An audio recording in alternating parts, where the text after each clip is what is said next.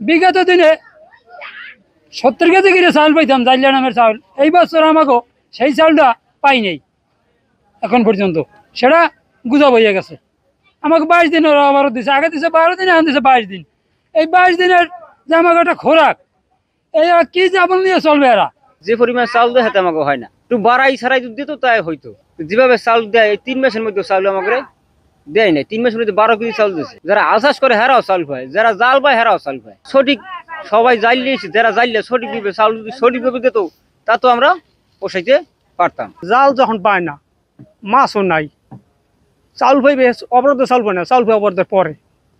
অবরোধের মধ্যে কোনো চাউল দেয় না, আবার দেয় পাইবে 70 কেজি, 50 কেজি, পায় ভাগে 20 কেজি। সঠিক সময় চালটা দিলে আর কি হয়তো আমাদেরকে একটু সাংসারিকভাবে আর কি একটু ভালো চলতে পারতাম। তাছাড়া আমরা আর একটু সুখী থাকতাম, কিন্তু এইটা মানে হইতেছে না। আমরা কোনো ঘুষ দিতে পারি না, বিধে দেখে আমাদেরকে কোনো চাউল টাল দেওয়া হয় না। আমাদের চাউল জালিয়াতি করে খাওয়া হয়।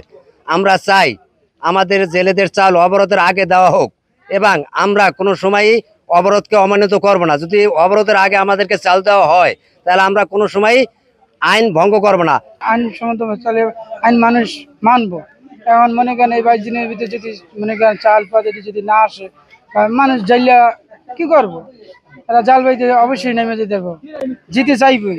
আমার বল থেকে আমার পেটে কি থাকলে আমি তো যাবো। অবরোধে যে সরকার চাউলটা দিতেছে, এই চাউলটা দিতেছে অবরোধের পরে। সরকার যদি এটা আমাদের যদি প্রশাসনিকভাবে যদি এটা গুরুত্বপূর্ণ একটা দিত সময় মতন, যেমন চাউল দিতেছে, এখানে ভালো একটা সেনাবাহিনী যদি এটা মোতায়েন করতো বা করতো, তাই টালিবেলিটা হইতো না আর কি। যদি অবরোধের আগে চাল না পাই তা আমরা কি খেয়ে বাঁচবো? আমরা সঠিক ন্যায্যভাবে যদি চাল পাই, তাহলে আমরা নদীতে অবরোধে নামবো না। আমাকে জাইলা চালটা যেন অবরোধের আগে আমাকে দেয়।